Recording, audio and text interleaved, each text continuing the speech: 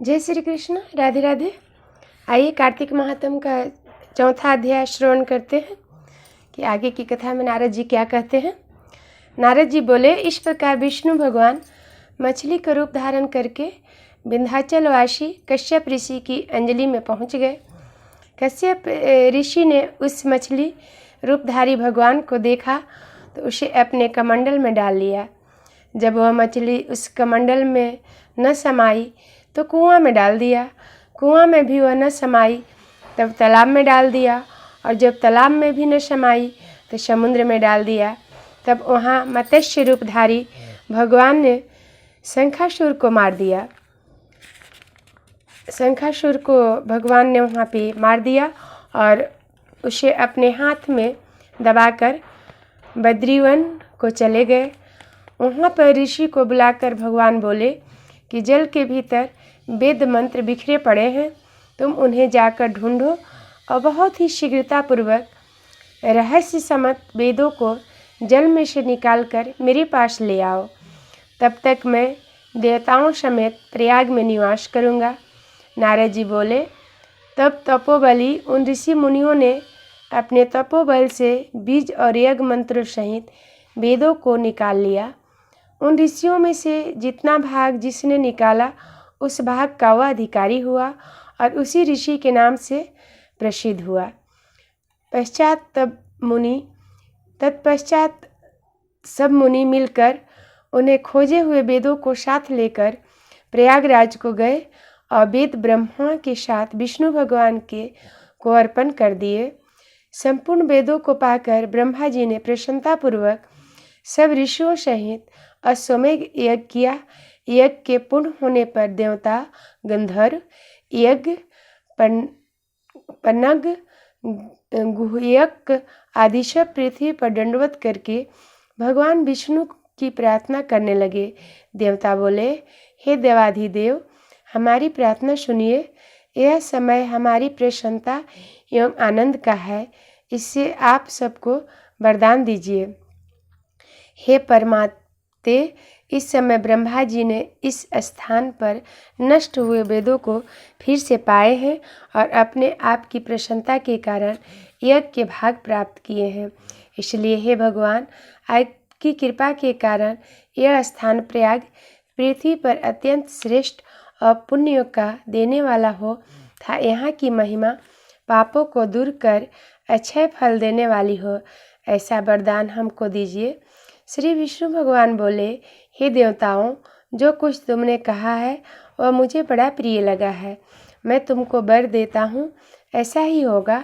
यह स्थान ब्रह्म क्षेत्र नाम से प्रसिद्ध होगा। ब्रह्मा नाम से प्रसिद्ध होगा। सूर्यवंशी राजा भागीरथ यहाँ गंगा जी को लेकर आएंगे और इसी जगह पर सूर्य की पुत्री यमुना जी से संगम भी होगा। ब्रह्मा आदि तुम सब देवता मेरे साथ यही निवास करो। यह स्थान तीर्थराज प्रयाग के नाम से प्रसिद्ध होगा। जो लोग यहाँ दान, तप, व्रत, होम, पूजा आदि कर्म करेंगे वे अत्यंत फलदायक तथा मेरे पास पहुँचने वाले होंगे। जो मनुष्य मेरे समीप इस स्थान पर शरीर त्याग करेंगे वे मोक्ष को प्राप्त होंगे। जो लोग अपने पितृसौरों का यहाँ श्राद्ध करेंगे उनके पितृगण मेरे स्वरूप को धारण करेंगे। यह काल समय भी मनुष्य को पूर्ण फल देने वाला होगा। मकर की संक्रांति में माघ मास में प्रयाग स्नान करने से संपूर्ण पाप ऐसे नष्ट हो जाते हैं जैसे सूर्य से अंधेरे का नाश हो जाता है। मकर के सूर्य में प्रातः काल स्नान करने वाले सालोक्य, अपने लोक समीप्य, अपने समीप और सारूप्य, अपना स्वरूप, इन तीनों प्रकार की मुक्ति क्रम को प्राप्त करेंगे। हे मुनीश्वरों, मैं सर्वव्यापी होता हुआ भी बद्री वन में सदैव निवास करता हूँ। जो फल अन्य जगह 100 वर्षों तक तप करने में मिलता है वह यहाँ एक दिन में प्राप्त हो जाएगा। इस स्थान के दर्शन करने वाले मनुष्य के जीवन मुक्त हो जाते हैं। सूत जी बोले, हे राजा पृथु, भगवान विष्णु ऐसे कहकर ब्रह्मा जी सहित वहाँ अंतर ध्यान हो गए। जो मनुष्य शुद्ध चित्त से इस पवित्र कथा को सुनते हैं या सुनाते हैं, उनको प्रयागराज और बद्रीवन में जाने का फल मिलता है। बोलिए श्री कृष्ण भगवान की जय।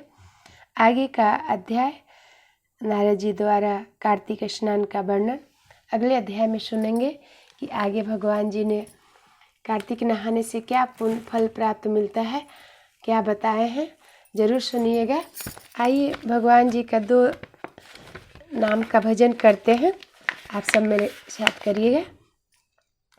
अब सौंप दिया सारा जीवन, हे नाथ तुम्हारे चरणों में, अब जीत तुम्हारे चरणों में, अब हार तुम्हारे चरणों में। अब सौंप दिया सारा जीवन, हे नाथ तुम्हारे चरणों में, अब जीत तुम्हारे चरणों में, अब हार तुम्हारे चरणों में। मैं जग में रहूं तो ऐसे रहूं, ज्यों जल में कमल का फूल रहे। मेरा अवगुण दोष समर्पित हो, हे नाथ तुम्हारे चरणों में। मेरा अवगुण दोष समर्पित हो, हे नाथ तुम्हारे चरणों में। मैं जग में रहूं तो ऐसे रहूं, ज्यों जल में कमल का फूल हो। अब सौंप दिया सारा जीवन, हे नाथ तुम्हारे चरणों में।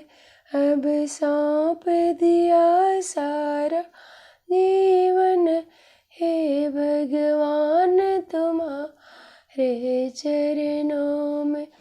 अब जीत तुम्हारे चरणों में, अब हार तुम्हारे चरणों में। अब सौंप दिया सारा जीवन, हे नाथ तुम्हारे चरणों में। जय श्री कृष्ण, राधे राधे। आगे का वीडियो ज़रूर देखिएगा, आगे का कार्तिक महात्म जरूर कथा सुनिएगा। और जो लोग इस कथा को सुन रहे होंगे, देख रहे होंगे, वीडियो को लाइक कीजिएगा, शेयर कीजिएगा। और जो लोग सब्सक्राइब नहीं किए होंगे वे सब्सक्राइब भी कीजिएगा और शेयर ज़रूर कीजिएगा। जय श्री कृष्ण, राधे राधे।